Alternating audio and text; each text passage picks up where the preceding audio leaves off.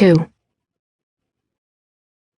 The motorcycle skidded around the hairpin turns of the Ligurian coast. Along the roadside, wildflowers exploded. You could smell their fragrance. My head snuggled against Vittorio's back.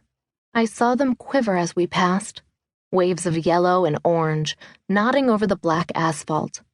My silk pants billowed and flapped in the wind as the bike sped along. They too had flowers on them. Ancient villas overlooking the Gulf, perched on rocky cliffs, could be glimpsed behind the maritime pines.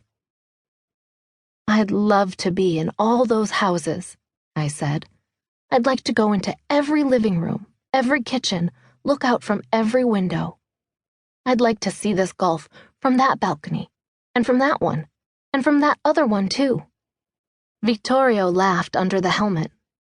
"And then I'd like to open all the credenzas that you can see from the road, touch all the china and coffee services, and drink a cup of tea in every house.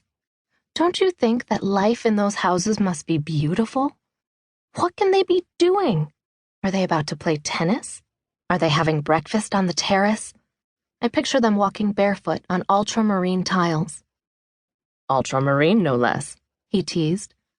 "It seems beautiful to you because it's not your life." I placed my hands on his hips.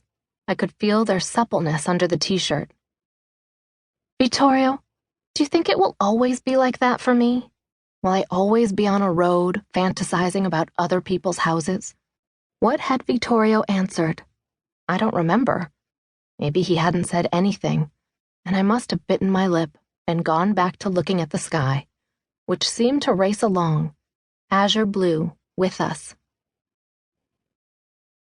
I heard the key turn in the lock. The memories scurried away to hide in a corner.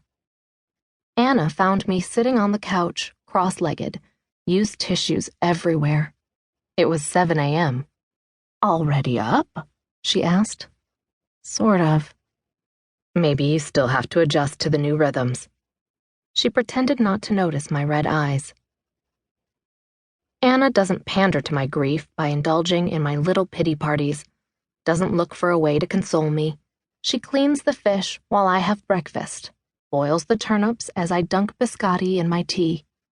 For her, everything amounts to, "That's life." But she has a way of saying it, smiling, not sad, as she shrugs her shoulders. She's 50 years old and has 7 grandchildren. Soon, the oldest one will make her a great-grandmother. She says I am lucky to have studied and that there's time for everything else, even though occasionally she asks me when I'm going to find a husband. "You'd better do it before you're 30, she advises. "I brought you something," she said, rummaging through the shopping bags. "For me?" "Here it is. A Padre Pio cake." "What?" "A chain." She pulled out a plastic cup capped with aluminum foil. I shuffled over to her in my pajamas. "My sister-in-law gave it to me, and now I'm giving it to you. The starter is in this cup. You just have to follow the recipe. Here's the paper with the instructions. Can you read my writing? It takes 10 days to make it. Every day you have to add an ingredient." I looked at her puzzled. "There are rules, though. You have to start on a Sunday, and you have to leave everything out of the refrigerator at all times. At the end, you take 3 cupfuls from the mixture and give them to 3 people to continue the chain." "No, wait. How can it stay out of the fridge for 10 days? "I don't know, but it turns out good." I glanced at the sheet with the recipe. 10 days to make a cake?